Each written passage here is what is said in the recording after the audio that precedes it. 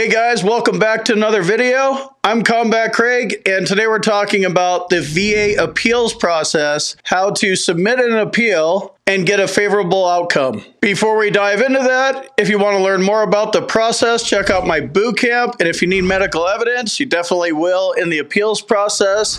Hit up my med team. There's an email address in the description down there for both of them.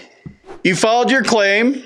So here's how the process works. You build your claim, you file your claim, you hit the submit button, and then the ball's in the VA's court.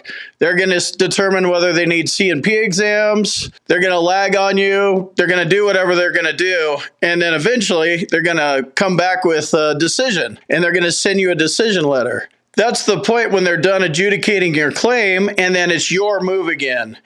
It's kind of like a game of chess. Before you submit your claim, it's your move. You got to think your strategy and all that kind of stuff. And then once you hit the submit button, it's their move. And you don't get to do anything till they're done with their move or their turn, right? So once you get your decision letter, now it's your move again. So in this case, there's two options: higher level review or supplemental claim. So this is the way mental health exams go, unfortunately.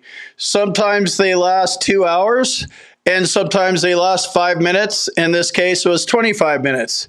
And there's a lot of stuff to cover when you look at the mental health DBQ, or in this case, the PTSD DBQ. Just basically the same thing, same symptoms. It's like that for all mental health conditions. When you go into your C&P exam, there's so much stuff that you want to cover, which is why it's a good idea to have a DBQ filled out by your doctor on your side so they could see all that stuff. It's included in your file. So if you don't get a chance to talk about everything, it's already on the record and part of your claim. So this is normal to feel rushed and like you didn't get everything talked about. So just taking the PTSD part alone, what is in your file that's working in your favor? Obviously, you have positive medical evidence about your PTSD claim, or you would have just got denied or an even lower rating. So there are things working in your favor, but then there's things not working in your favor. I'd get into your records and find out what those things are. Was it just the C&P exam,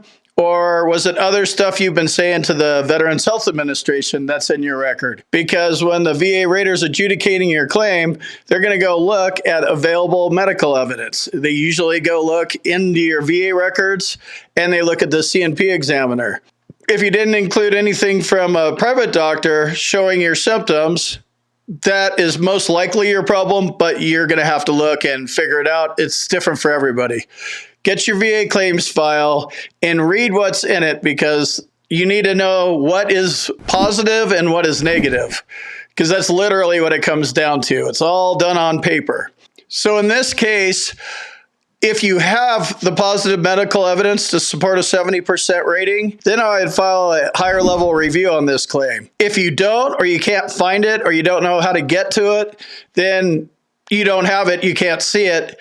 I would make sure you get positive medical evidence, and instead of a higher level review, I'd file a supplemental claim and get your doctor to fill out a DBQ, putting your symptoms at the 70% mark, and then they're probably going to send you to another C&P exam.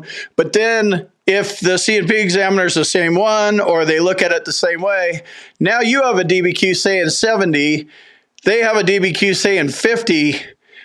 Now you have a better chance of winning it in a supplemental. Not saying you're going to win there. You might have to go do a higher level review on that.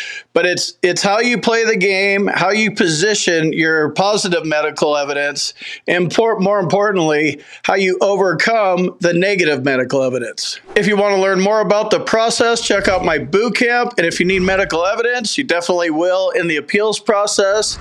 Hit up my med team. There's an email address in the description down there for both of them.